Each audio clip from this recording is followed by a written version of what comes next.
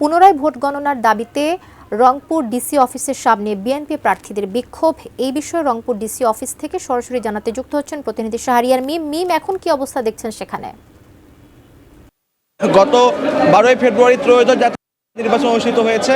সেই নির্বাচন পরবর্তীতে কিন্তু রংপুর 4 এবং রংপুর 3 এবং রংপুর এই আসনে যারা বিএনপি যারা প্রার্থী যারা আসলে ফলে হেরে গিয়েছেন তাদের এই তাদের কর্মী সমর্থকদেরকে নিয়ে রংপুর জেলা প্রশাসক কার্যালয় করেছে, এখানে বিক্ষোভ করছে। তারা বলছেন ইঞ্জিনিয়ারিং এর মাধ্যমে তাদেরকে হেরে দেওয়া হয়েছে। আমি বুঝি নির্মাণের শিল্প, সালাম স্টিল বোঝে ডিউরেবিলিটি। সালাম স্টিল মোস্ট ডিউরেবল স্টিল।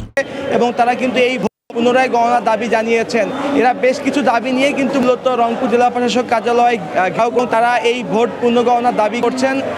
যদিও ডিসি এখন পর্যন্ত তার রুম থেকে অভিযোগও করেছেন, এমনটাও কিন্তু তারা বলছে। সবকিছু রংপুরের যে পরিস্থিতি শুরু করে বিএনপি যারা কর্মী সমর্থক তারা কিন্তু বলছে যে এই ভোটের তারা রায় প্রত্যাখ্যান করেছে। তারা বলছেন এই ভোটে ইলেকশন ইঞ্জিনিয়ারিং হচ্ছে, এই অভিযোগগুলো কিন্তু তারা অব্যাহত রেখেছেন।